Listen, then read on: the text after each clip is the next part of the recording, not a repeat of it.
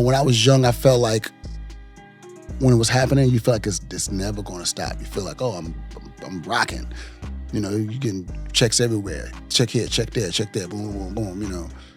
And you never think for a moment that it's going to stop. You know, I was not prepared for the drought. Welcome back to another episode of Deposits with me, Brooke England, brought to you by Revo. And let me tell you, we are in for a treat today. We are sitting down with one of the music industry's legend, one of the most talented people to ever work in music. And when it comes to songwriting, yeah, he's on the Mount Rushmore. When I tell you he's written for Usher, Mariah Carey, Toni Braxton, Nivea, Bow Wow, Ciara, Money Long, just to name a few, because this person has 35 number one hits. And that's just all I'm gonna say right now. But make sure you stay locked in for this episode because it is literally going to be one for the books. Everybody, help me welcome our guest, none other than the Bryan-Michael Cox. Thank what? You, how are you? Like, listen, I've been asking different people to make this happen. I think one time you was on live, I was in the comments, I get so many comments on live. I'm pretty sure I missed it. I was like, damn, yeah. Yes. For sure. But it is truly an honor to sit with you today. I am truly looking forward to the Bryan-Michael Cox documentary. Oh, wow. But they're going to have to do a docu-series. Yeah, okay. Let's speak it then, yeah. Listen, even when I was just doing my research, I'm like, well, this interview is only an hour. That's why I was like, there are just things that I do not want to miss because it's impossible to cover your career in an hour. Yeah, you know. Impossible. But we could try. But we you know what I'm saying? try. Let's get it. You know what I mean? We could try. I'm so happy to have you here. Singer, producer, songwriter. And I feel like, is it safe to say that most of the songs that you produce, you also wrote? Oh, I mean, co-wrote. You know, usually I work with a lot of collaborators, so you know, I don't want to be, you know. We have to say collaborators. Yes. But you know, a lot of the songs. I won't say all the songs, but a lot of the songs that we do the music for, we'll also write too. A lot of them. But is it more so it's more so if you produced it, you wrote it, rather than if you wrote it, then you probably worked with a producer? No, it all depends on the perspective. Like it's not only one way to approach, right? Some, you know, there are some songs that literally I'm at the piano and there's piano and then there's lyrics, right? You know, and then that's just what it is. Then there's some songs I may have a stockpile of tracks that I've just made a bunch of tracks just stocked up. And you may say, okay, I'm going to give this track to this person, that person. Then there's the process that we do the majority of the time, which is we're in the studio with an artist talking through what they want to talk about.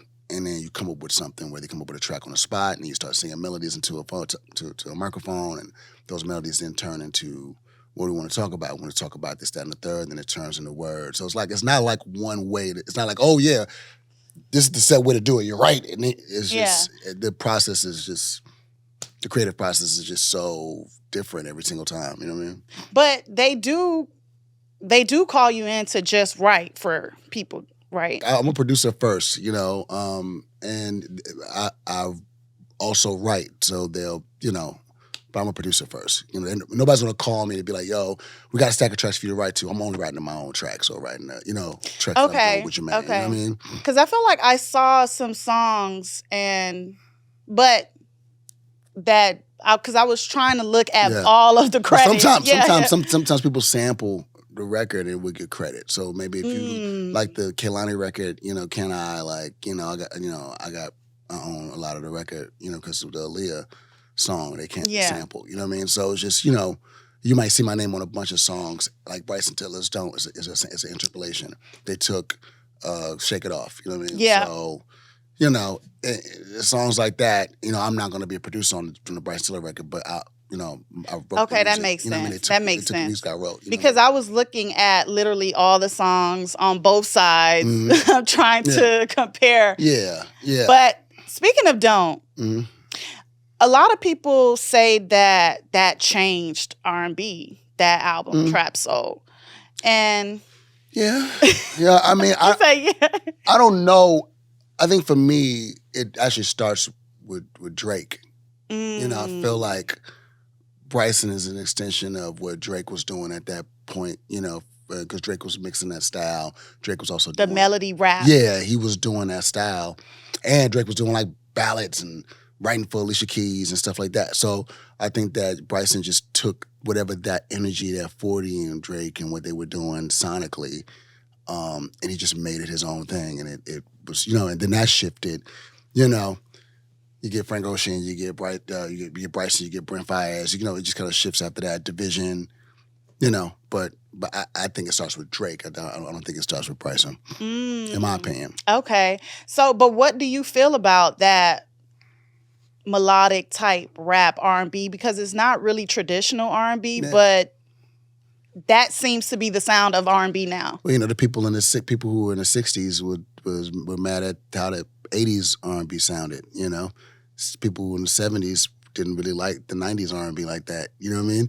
Like when there's a 20-year gap, there's always going to be some dissension about what's real and what's not, this, that, and the third, or whatever. What's true, what's soulful.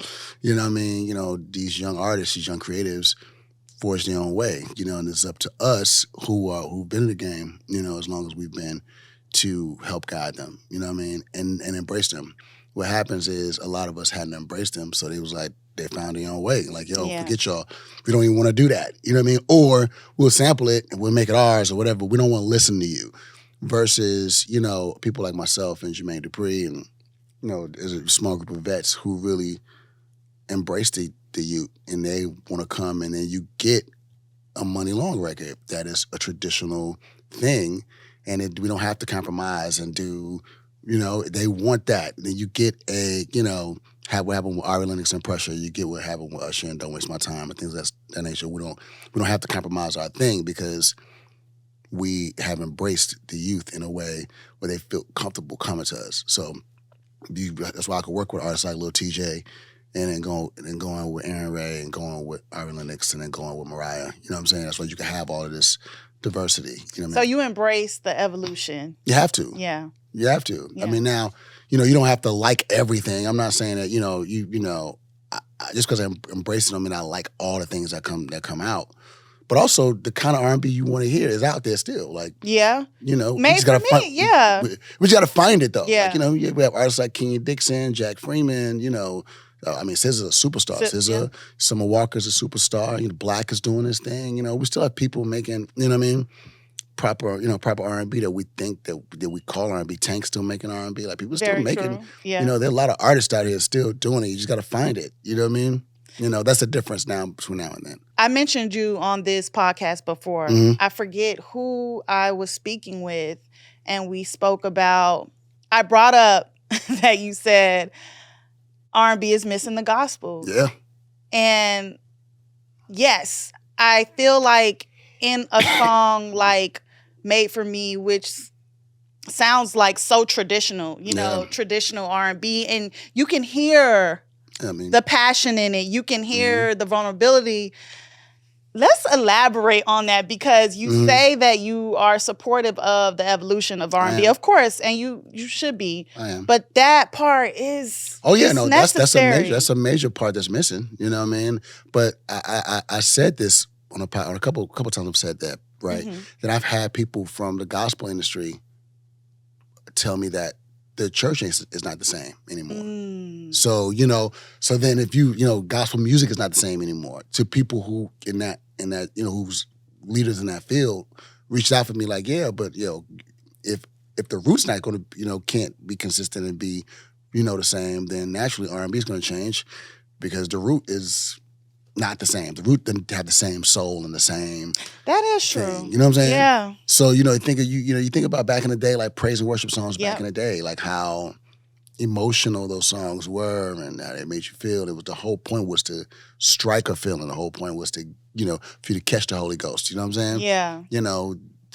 From what I'm, based on, some of my friends who are in the industry, they're saying that that's not what it is anymore. So if that's changed, if that's not what it used to be, then R&B has nothing but it's going to change because these kids don't even have a point of reference. You know what I'm saying? Versus when we was coming up, it was a direct line from the church to R&B. It was a direct line. Jodeci, there was a direct line from where they're from to their first. Everybody. You know what I mean? Everybody. Basically were. Everybody. There was a direct line. People played in the church. Mm-hmm. People sang in the church. The church was the first stage. That's how you get the first stage. You know what I mean? I don't want to mess up this group name. The Mavericks. Maverick City. Yeah, because, if they're at the top of gospel right now, it does sound very different from the choirs that, And I like Maverick City, so it's not really like me too. Yeah. But it is more like, I always say, like, calm. To me, I don't think I think it's designed to be listenable to people who are not of the faith. You know what I mean? So you tread a line. You know what I mean? Versus back in the day, it was like a definite line. You know what I mean? Of who's on that side, who's on this side. This is gospel. And we were taking from that side a lot. You know what I mean? Commission was a standard. The Winans are a standard. You know what I mean? The Crouch families are a standard. Like these are things that are, Kirk Franklin early on was Hezekiah, like you know what I mean? It's the whole point was to grasp an emotion. You know what I mean? So back to the Money Long song Made for Me. At that time, there was a point when the song was getting so big across all social platforms, and then UMG pulled TikTok. And I know now that they are working on, or I don't know if it's complete. They worked out a deal. They worked it out. Yeah. So can you explain to us a little bit about the new agreement? I have no idea. I'm gonna keep it a buck. I think that there was like a short period of time when Universal was trying to create. They pulled it from TikTok, and they were trying to create their own platform, their own TikTok. And I don't know if that's still happening. I don't know what that is, but I just know that they worked out, or they're working out, or they worked out a deal to get the music back on.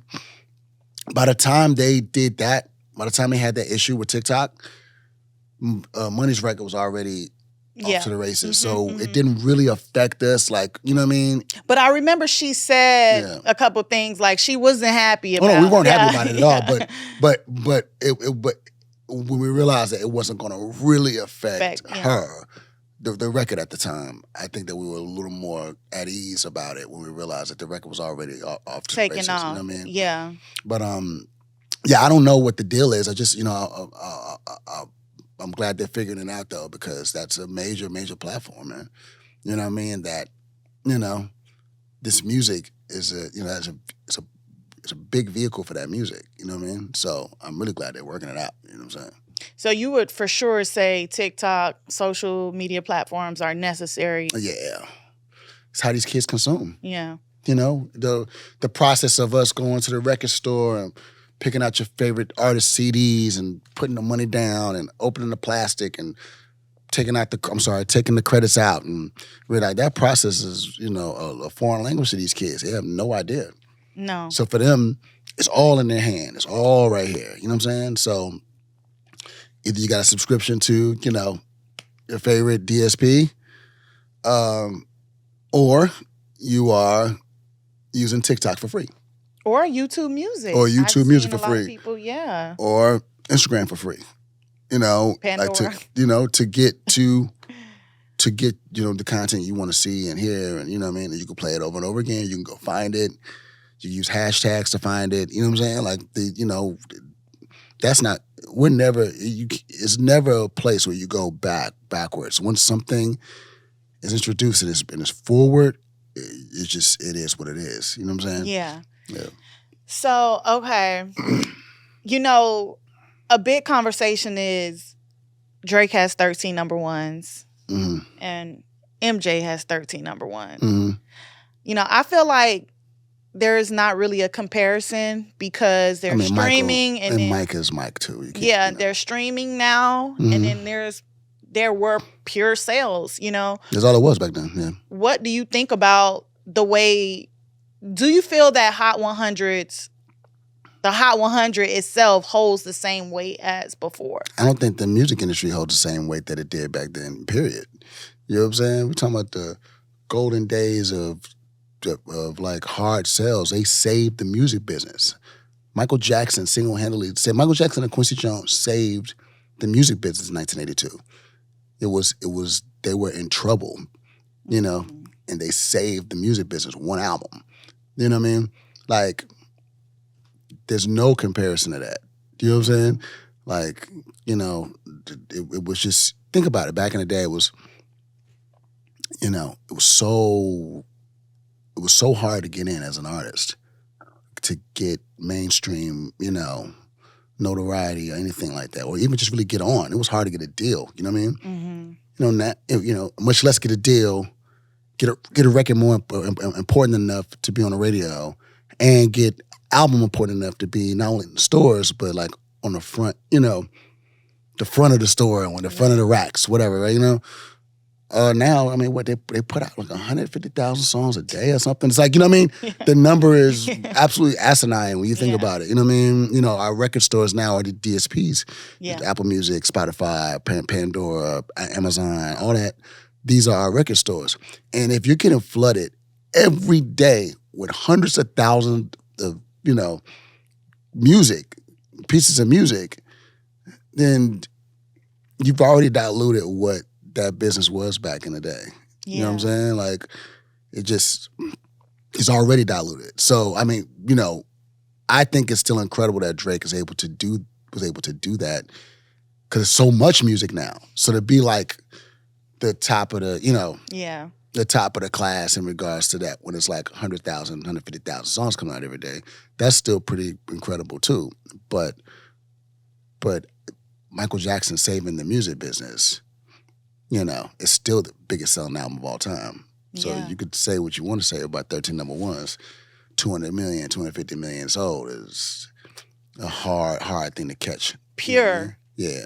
Of actual tangible sales, it's a hard thing to catch. Because now when you look at the music, it's like, the sales are actually very low. The streams are high. Streams are high, sales low. Like, so for example, Money Long's single went platinum, right? And I saw some analytics on it, and streams are crazy. The stream crazy. It's a platinum record. You know what I mean? But it says sales, like solid sales, like people who bought the album. Mm-hmm. I was like, wow, like nobody buys singles no more. It's 99 cents, nobody, but 129, nobody buys them.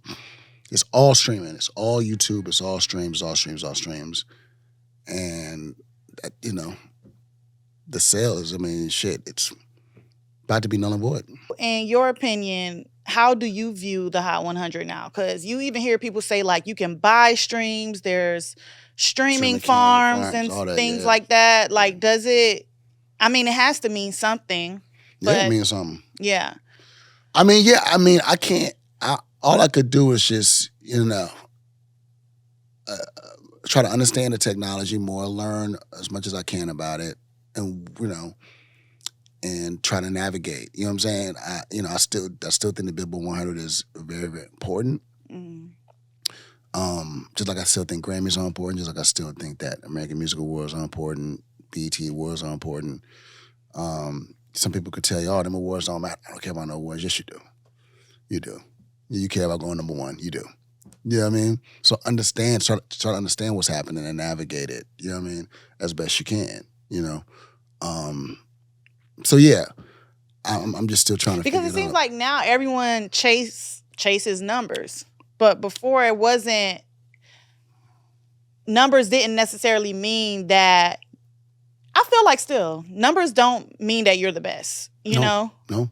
It doesn't mean that you're the most talented. No.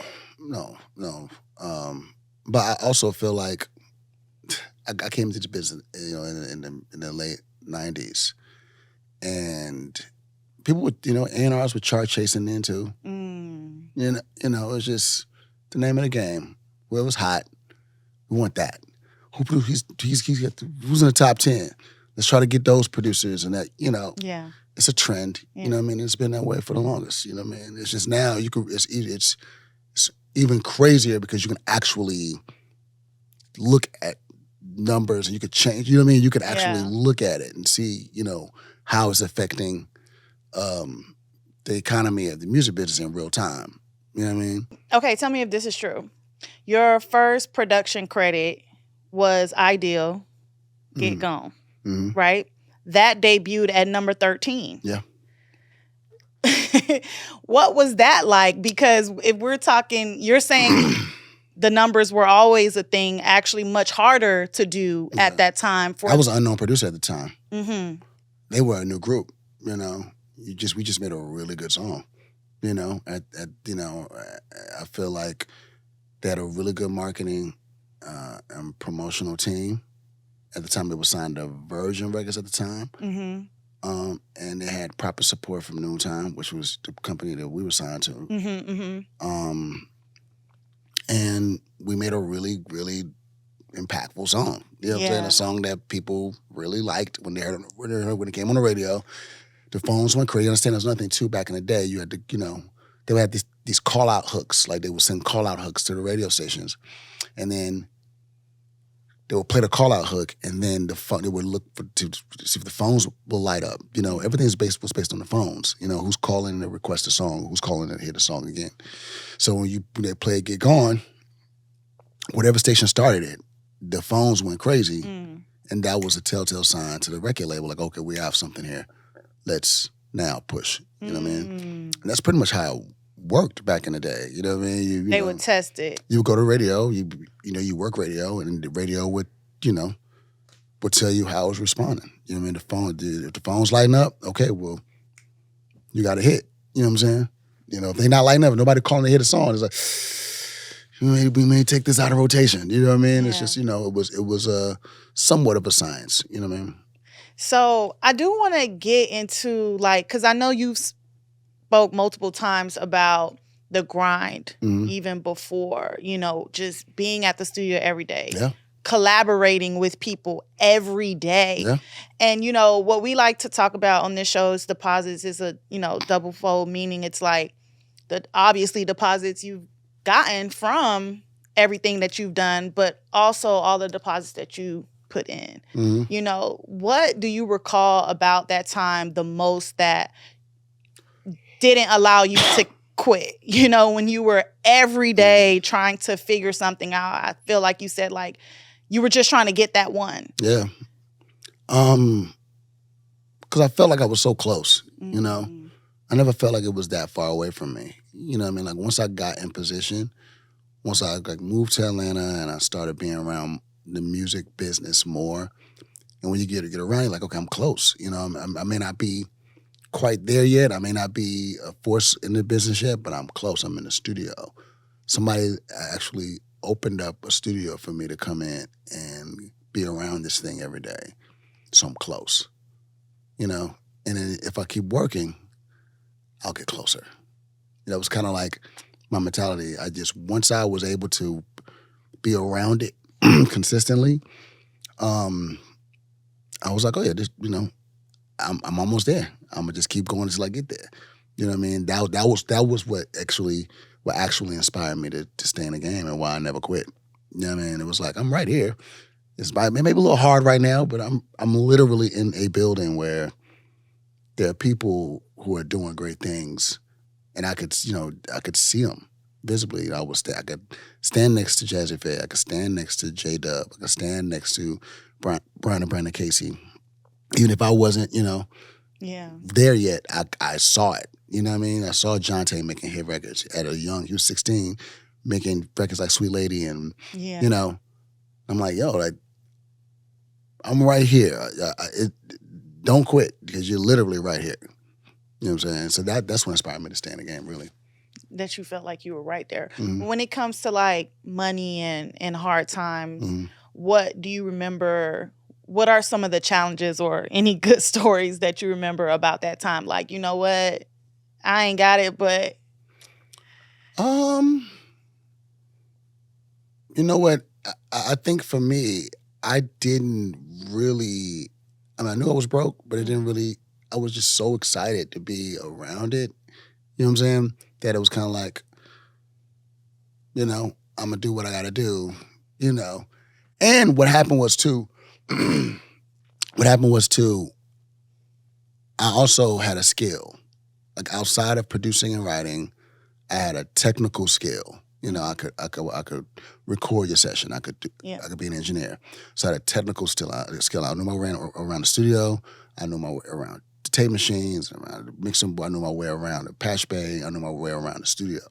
So what happened was I started like engineering or being like an assistant engineer for certain sessions. And then, you get paid whatever, you know what I'm saying? Or, maybe I was getting paid $150 a day or $100 a day or something like that. You know what I mean? I only, or a session or whatever. So if you make, $300, in a week, there go my food, there go my, you know what I mean? There you go, you know what I'm saying? And, you gotta remember, I was in college at the same time. Mm-hmm. So I didn't really have a problem with like a place to live because my mother was kind of covering that because as long as I was in school still, she would cover that. You know what I mean? And so I felt the brokenness, but it was like, I'm just, I'll eat these ramen noodles every day until we figure it out. You know what I'm saying? Like, we'll make this Kool-Aid. You know what I mean? The faith was there. Yeah. I mean, I just never thought that it wouldn't happen. It not happening never even entered my mind. Like in manifestation, in those conversations, they talk about visualization. Mm-hmm. Did you even see yourself sometimes in places you wanted to be, or did you see yourself with Grammys? Yeah, absolutely. Absolutely. I used to write, like, when I was in middle school, I used to write, like, when I would write my lyrics, I write lyrics down and I would write the credits at the end. Like, you open the liner notes and be like a lyric sheet and at the bottom be like the credits produced by keyboards by the.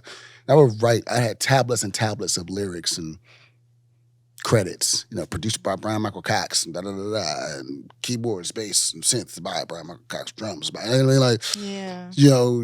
there's power in that, right? I didn't realize at the time as a kid, I didn't realize that I was actually writing my life out, but that is power in it. Like I always thought that I was going to have Grammys. I always thought I was going to be a producer. I always knew that my name was going to be in those credits. Wow. Because you never saw yourself doing anything else. No, never. I never had I didn't really have a plan B. I mean, the plan B, I kind of had a plan B. It was like, okay, I go to college, I get a degree in music education, English, and if, the music business doesn't work out, I'll go to grad school and get a PhD and go be somebody's professor, be a teacher or something like that. That was a brief, like, I thought about it. I might have thought about that for 3 days. I was like, I'm not going to do that. I'm not doing that. I don't want to be nobody's teacher. I'm a producer, you know what I mean? And no disrespect, it was just, I just didn't have any other plan. Do you think like someone like you who has come to so much success, do you think like it's important to like ditch the plan B? Yeah. Do you think like plan Bs give you like a way out? Yeah. So you don't go as hard? I don't know. You know what I'm saying? I can't really answer that question because like I said, I didn't really have a plan B. So if it's based on my perspective, I would say don't get no plan B. But the problem is sometimes people don't know what their gift is, right? So for me, I knew early on what my gift was. I knew that my gift was music. I knew that's exactly what I wanted to do. I'm talking about from a little kid. 6 years old. You know what I mean? So a lot of people don't know their gift. So you might have a plan A going after something that's not your gift. And you don't make it. You know what I'm saying? Because that wasn't, you you didn't take the time to find out, okay, what is my gift? Because everybody has a gift, but sometimes, you know, like you might be an artist. Like I know an artist, or let me rephrase this. I know a person, I know a guy who is an artist, and he's cool. He's okay. He's not, he's not great, you know. But I could see his real gift. Mm-hmm. Like, no, your gift is connecting the dots and putting people in position, and your relationship game is crazy. You know what I'm saying? Like, you should be an executive. You should be a person that actually puts it together. You should be an owner. You should own a label and sign people and give them the vision. A lot of times fame is such a thing, you want to be famous. Yeah. That you hold on to that. And really, like for me, like, I was a singer and I was in groups and all that, you know what I'm saying? But once I realized what my gift was, I'm a decent singer. I'm not like a terrible singer. I can sing, you know what I mean? But being an artist, when I see somebody like Usher, yeah, I'm like, oh, no. I'm not doing that. like he got the gift. You know what I'm saying? My gift is to make sure that his gift shines. Yeah. Now I could have been the guy that was like really going after the artist thing, like don't be, I'm not giving my songs to nobody, and I'm going, you know what I mean? And it's just, not everybody's supposed to be that. Yeah. You know what I mean? I figured that my gift was behind the scenes and to be a producer and songwriter and be a DJ and be a personality and be an executive. And I'm like, okay, I'm leaning into that. You know what I'm saying? But a lot of people don't know their gift. How would you say someone should find their gifts, or do you just feel like? I don't know. I wish I could tell somebody their path. I don't know. Yeah. I'm just thankful that I found my path. Yeah. You know what I'm saying? Okay. But about the artist, you said like, okay, there's an artist, he's okay. Yeah. But do you think like an artist can become great, or do you feel like it has to be something there already I think that you can? Something there. Even if you're mid, you know what I'm saying? You could be a mid artist, but have something special about you. That that something special about your music and your tone, and that makes you extraordinary. You know what I'm saying? Yeah. I'm just thinking like, sometimes, and it's not, I can't see everybody's gift. You know what I mean? That was just when you're standing next to somebody and you're like, yo, wait a second. This person is getting things done that I can't get done with, like with my name, I can't get done. You know what I'm saying? You don't have no idea what your real gift is. Right. You know what I mean? Your real gift is you have a relationship gift. Yeah. And if I had that game, I'd have the biggest record label in the world right now. Yeah. You know what I'm saying? Because you understand how to connect the dots, but you don't want to connect the dots with nobody else. You want to connect them. Yeah. Yeah. So, okay, so let's, about the grind and, Ideal Goals number 13. What is the moment what is the song that changes your life? That changes the trajectory of my life, that changes my life financially, or changes my life? Where you're like, you know what, I'm not broke anymore. It was an album. It was an album that kind of changed it for me. It was Jay Heartbreak. I had done Get On and did well, and you start making money. It's cool. You know what I mean? I started making. I was making more money than I had ever made in my life at that point. Okay. But it was, it was early. It was early, But then when you go and you make an album, you produce an album. Jay Heartbreak went triple platinum. So when you produce an album, I was the primary producer on that album. Then I started seeing like the difference between, just having a hit single and then having a hit album, or being like a primary producer on a hit album. I saw a big difference. You know what I'm saying? And then from there, just kind of, that's when it changed. It was still, I guess, it was still modest, you know what I'm saying? Yeah. But it was, like I said, more money than I ever made. And then from once the J Heartbreak happened, it was kind of like just a domino effect. You know, every I was the phone was. I just worked on so many projects after that. You know what I mean? It just became. Then you get into a groove, and it's okay. Yeah, this is now everything's kind of flowing the way it needs to flow. The problem I had was I just didn't understand money or money management and none of that, and I didn't have a proper finance guy or finance person, and if you're not paying attention to it. You know what I'm saying? It could go pretty quickly. You know what I'm saying? But, what was the biggest lesson in money you feel like you learned? Take care of it. Mm-hmm. You know what I mean? Take care of the money.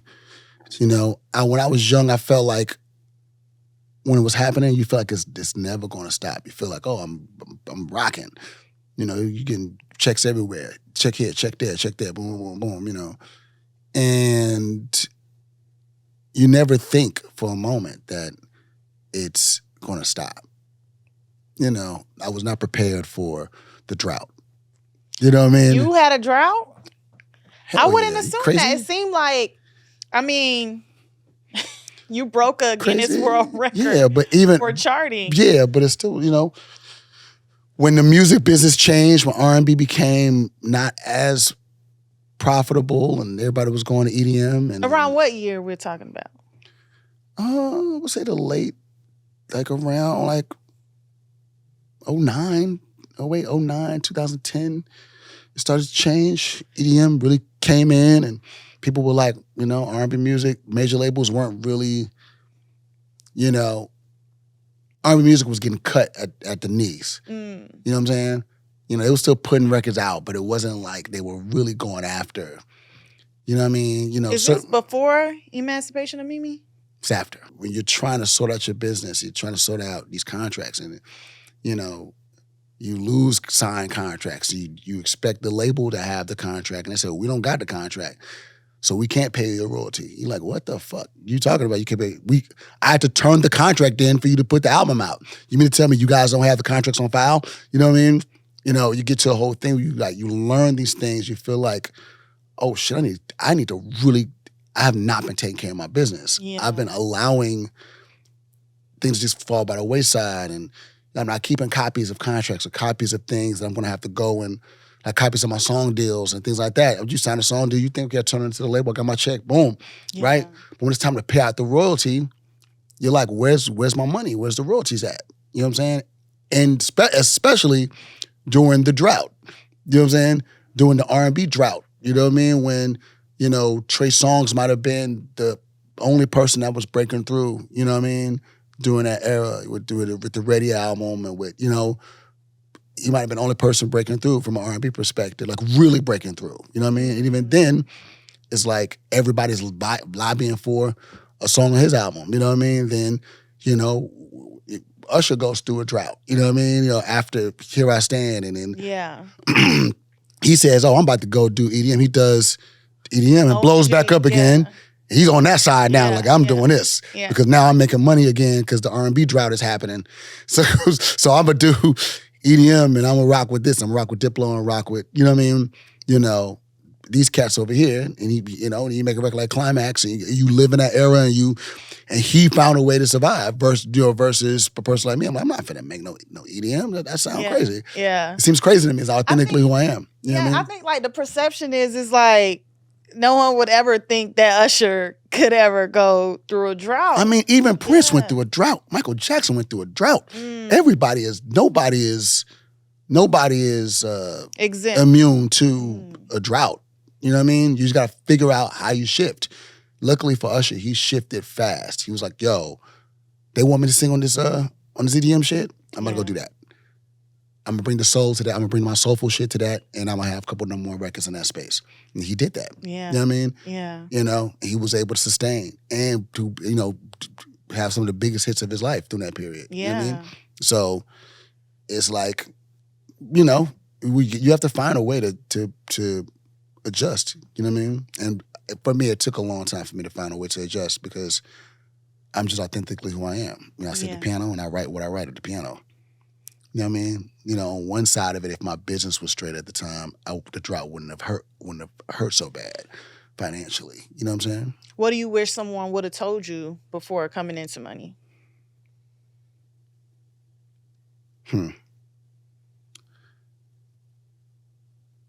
Somebody did tell me some really good advice. I just didn't listen. I just didn't listen. My manager, Chris Hicks, said something to me when I first started making money. He said, really live beneath your means. You know, if you make $100,000, live like you only have $30,000. You know what I mean? When you're in your early 20s, that don't sound appealing. You know what I'm saying? 2024. It sounds crazy to me. You know what I'm saying? But in hindsight, you know, he never, like, when you do that, you'll never be in trouble. You'll always be safe. You'll be okay. You know what I'm saying? If you make $3 million, you know what I'm saying? You know, I remember I got a check for $3 million one time. And is that the biggest check you ever received? No. But it was a publishing deal. It was a co-publishing like this. So, and I remember, I look back at that time when I got that money, and I was like, damn, I should have really, you know, I went wild. I bought, like, you know. Is that when you bought the Bentley? I bought the Bentley. I bought, you know what I mean? You bought the Bentley. I had a house in LA. I had a house I had 2 houses in Houston. I had a crib in New York. I was just, you know what I mean? It was just absolutely ridiculous. You know what I mean? And so the advice I would give anybody that's coming into money at this point, especially now, there's so many ways to diversify your money. You know what I mean? Find ways to put your money on high interest bank accounts where you're making money on interest. You know what I'm saying? That's like an easy way to start. You know, if you got to get an Amex account, put $150,000 in that account, it's gonna accrue 8%. You know what I'm saying? Like literally, you know, take whatever money you have and put it into things that's gonna make money. Even if it's 8%, 5% on top of whatever you're making, that's still, you know, a good amount of money per month you're making. You know what I'm saying? You still could cover your bills and never have to worry about when, you know, what you're gonna do next. You know what I mean? Keep your bills to a minimum. You know what I mean? If it's gonna set you back, if you're like, man, I got the money in the account, but it's gonna set me back, don't do it. Wait till it's not gonna set you back. Wait till you get to a place where it's not gonna set you back. You know, and it's hard. You know what I mean? It's hard when you see the money there and you're like, man, I could go do this right now. Yeah. But you gotta be disciplined, you know what I mean? And I think that's the main thing. It's like, be disciplined with the money. I think that's the best advice I can give anybody. You know what I mean? I've just been blessed to be able to to be in this game long enough to have some longevity. And I did pretty good business, so I was able to kind of unravel all the things that were kind of caught up in my royalties and all that, you know what I mean? And, you know, luckily my mother, she kept the storage of a bunch of things that I thought I lost. And then I found these things like, oh shit, I found like 20 of the contracts I was looking for. You know what I mean? Wow. So then when you go to the labels, like, here's the contract signed right here. Yeah. Execute it. Now they got to release your money. I've been holding on money for 20 years because you said you couldn't find a contract, but here's the contract signed and executed. What's going on? I mean, like, you know, they'll fool with your money. The labels will fool with you, for sure. So, and we've talked about contracts a bit on this show and splits and all kind of crazy stuff. But what is the biggest check you ever got? I don't really want to say that. We want to know. Like, I want nobody knocking down. I already said too much. I don't want people knocking down my door. Okay, so talking about Brian got money. Oh, no. I'm chilling. Well, Google says the net worth is 65. I wish it was. You crazy? 65 million? M. Shit. Show me. Y'all think he lied? The labels must have gotten up. They must got my royalties hemmed up. I got to call somebody. $65 million. Let me call somebody. Find out where my money at. You know what I'm saying? Y'all think he's storying? I'm not storying, bro. Don't believe what you read on the Googles every time. Okay, well, tell me how life-changing it was to write and produce, collaborate, confessions, and like I say, it was fantastic. Yeah, I mean that was I feel like that was the time that we'd already kind of formulated a bond before. Yeah. Mm-hmm. Of course, Jermaine and Usher already were like family. I came into the situation doing 8701 and, kind of like trying to find Yeah. a way in the middle of, in the midst of their relationship.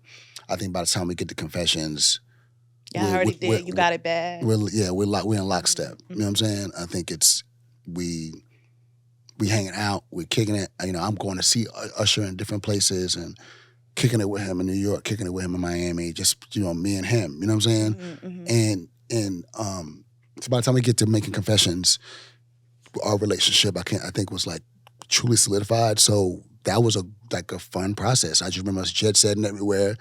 We wrote All Bad and, out here in LA at Brandon's Way at Babyface's studio.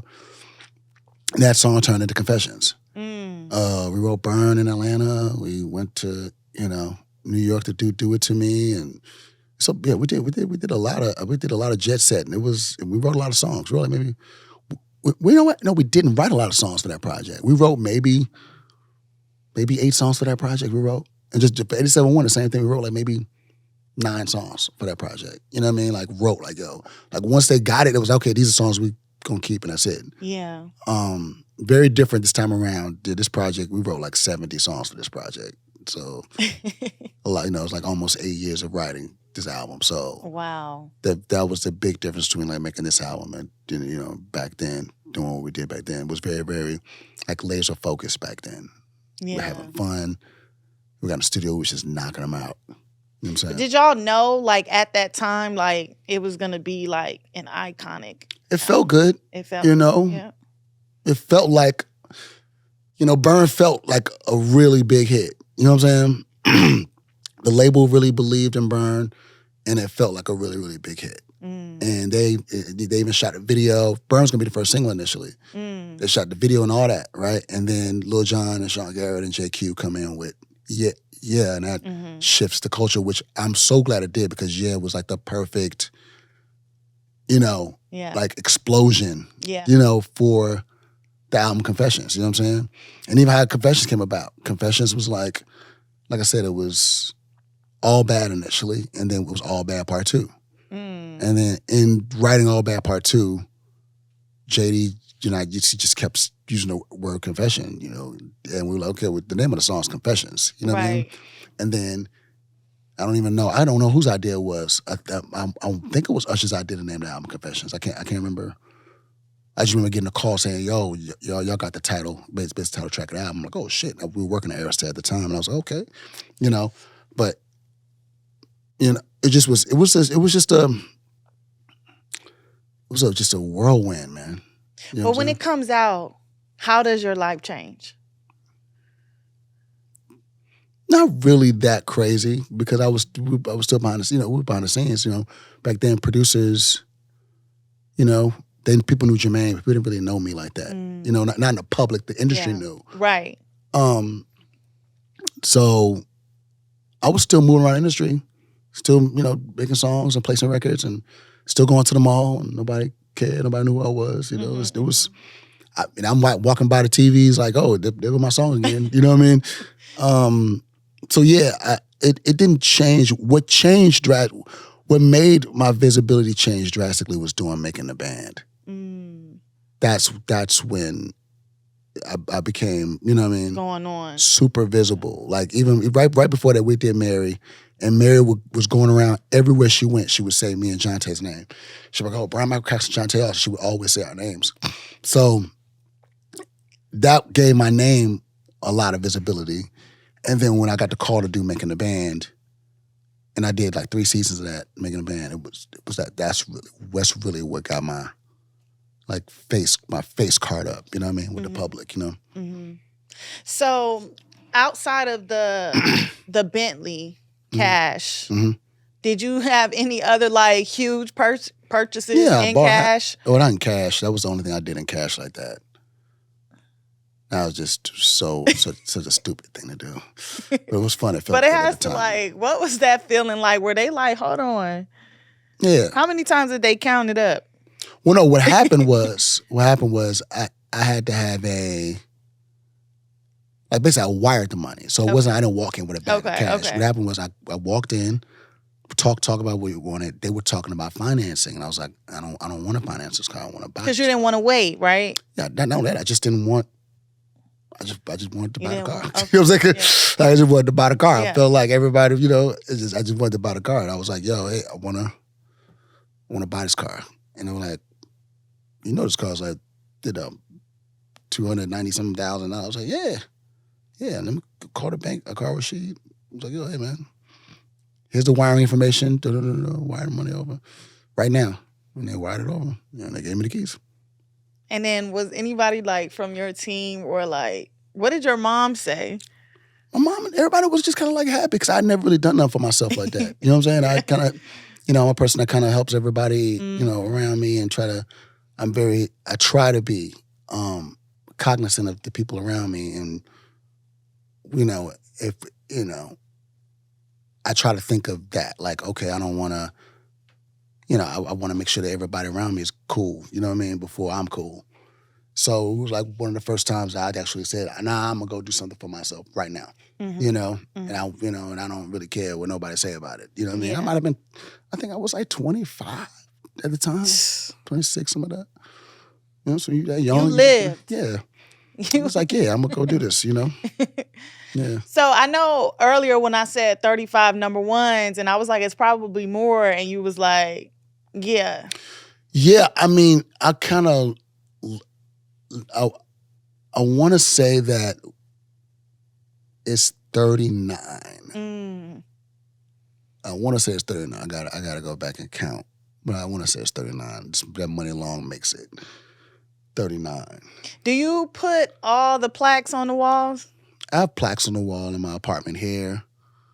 I don't really have plaques on the wall in my spot in Atlanta. I actually don't. To be honest, I haven't got a set of plaques since 2002. I don't have a confessions plaque. I don't have a breakthrough plaque. What?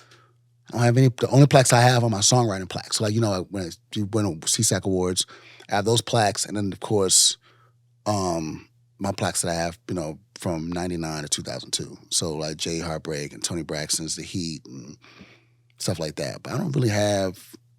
Is it like because on your end that you haven't tried to get it? Yeah, I just hadn't done it.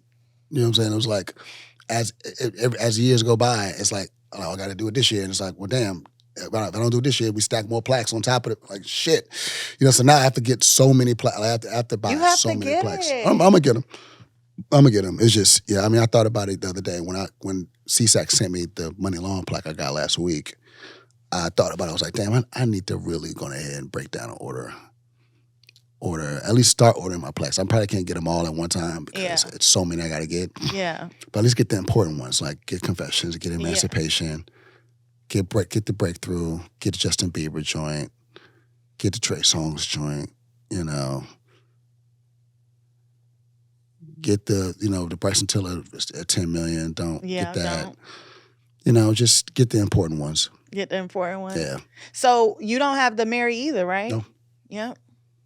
No, I don't have any Mary plaques, and we have a lot because she did Breakthrough, and then I did Growing Pains, which went platinum, and I did the song at the time after that too that went platinum. Yeah. Sierra, The Evolution went platinum. I love that. Yeah, I have a lot of plaques that I get. I have a lot of plaques I have to get. Wow. Okay, so whenever you do it, I'm gonna be following. So whenever you do it, I'll be excited to see them go up. Yeah. So we can count them. Yeah, it's a lot though. I have a lot of plaques to get. I don't even know. Like I said, it's one of the things kind of like, God, dog, I didn't even think about it. I should have really been getting them as the years was going on. But you know, it is what it is. Now, you, like so many other talented musicians, artists, who become legends, become execs. Yeah. And you're an exec now. Well, I've always been an executive. I mean, I was an executive doing Confessions. I was working at Arista Records. I was director of A&R at Arista Records during that period. So I've always been executive. I've had my own company. I've helped, Jermaine throughout the years.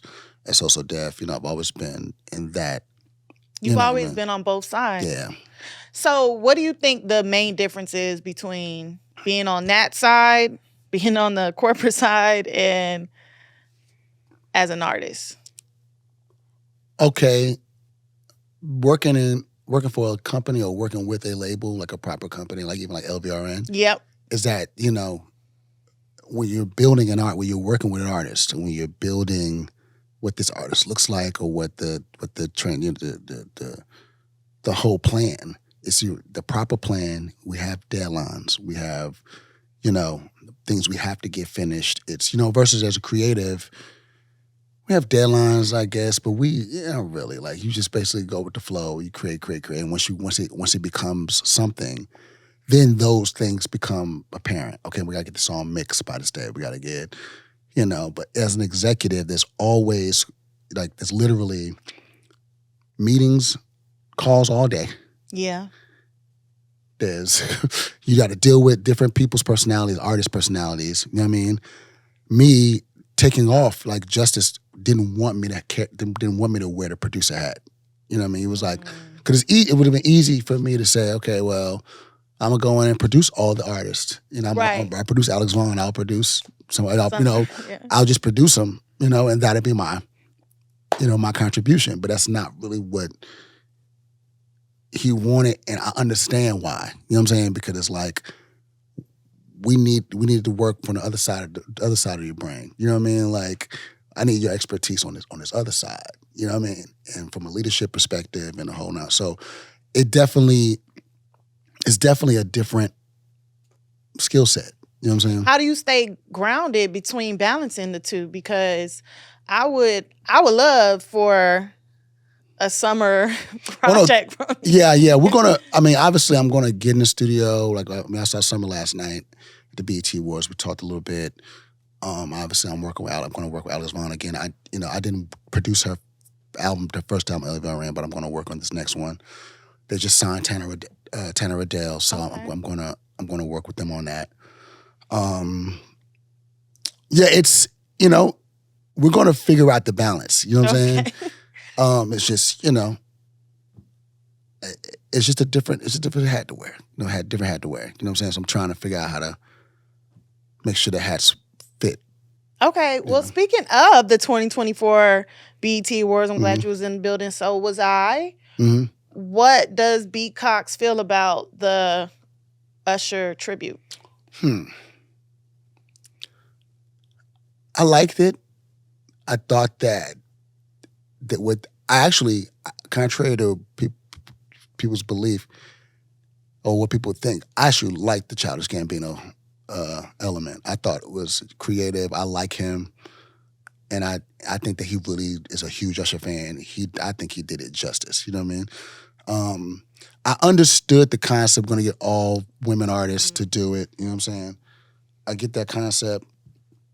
I do wish they would have highlighted some of these great artists, these male artists out here that would have, killed it. Like, who would you have invited? Mario, October London, Tank. There's so many. Kenyon Dixon. There's a lot of artists. I'm drawing a blank right now, but there's a lot of artists that I feel like they could have included into that also. You know what I'm saying? But I liked it. I think it was, I think it was good. You know what I mean? Well, I'm getting signal to wrap up, but 2 more questions. Uh-huh.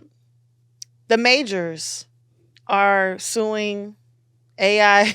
Oh yeah, I saw that. Yeah, I saw that. I read about that like a week ago. I saw that. What are your thoughts on AI in music? Oh Lord, I think that it's a tool, and we know that as the evolution of the business, there's always going to be new tools and new things that threaten what people think is going to threaten creativity, which is really used to enhance creativity.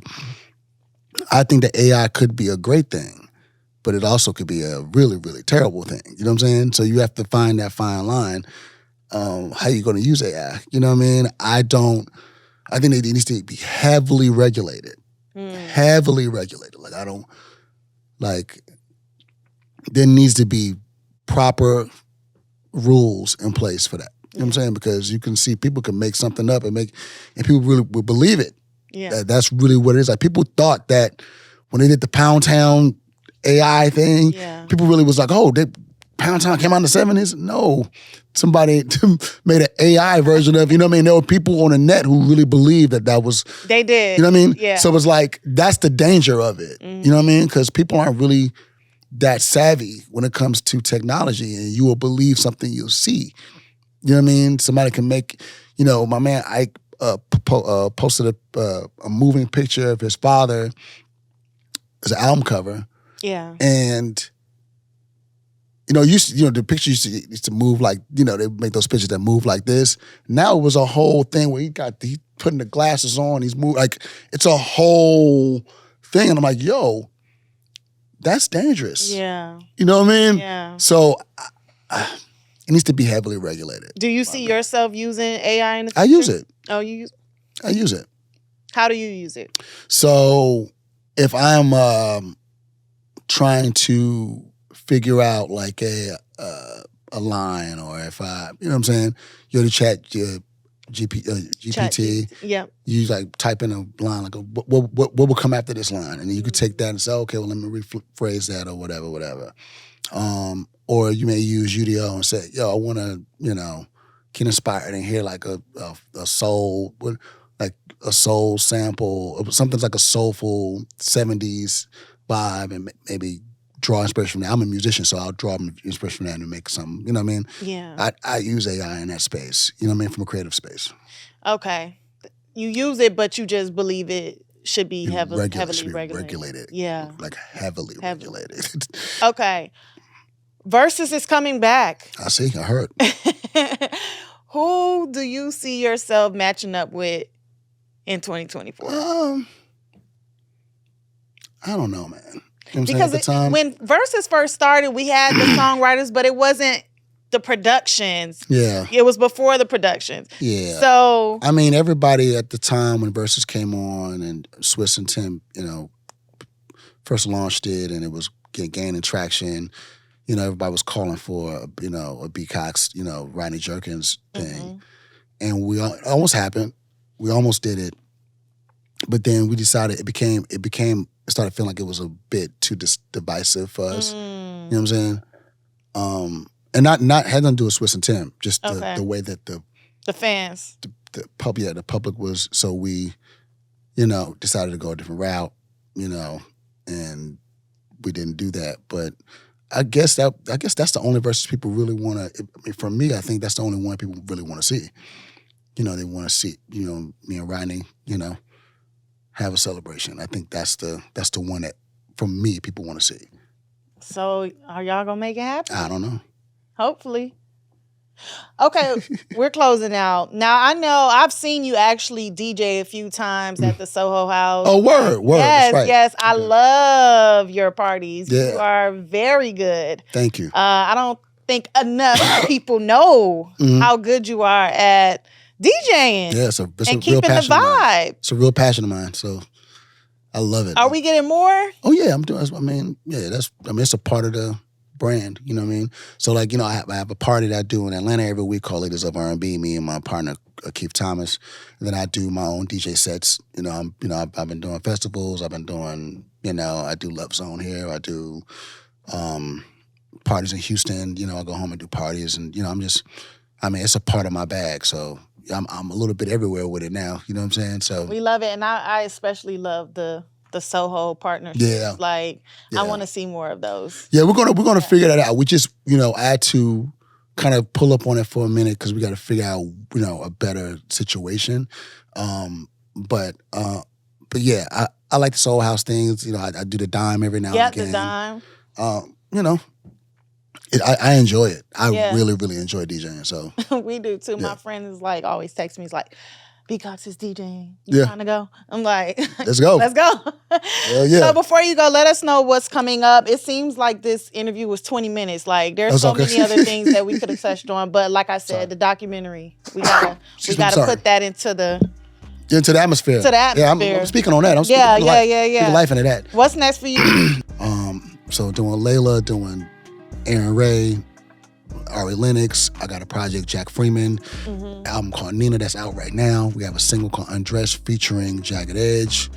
I'm just mixing it up, man. I'm just doing as much music as I can and being outside as much as I can. You know what I mean? Be outside. And yeah, so those are things in the immediate future that I'm excited about. Well, listen, thank you so much for coming by. Thank you for having me. It was a pleasure to sit down and speak with you. Make sure you guys keep up with Bryan-Michael Cox at Bryan-Michael Cox everywhere. On all social platforms. Everywhere. One word. One so word. Make sure you follow him. Make sure you follow us at Deposits Podcast, and make sure you follow me at It's Brooke England. And remember, all the deposits that you receive are reflections of the deposits that you put in. And until next time, peace. Yeah.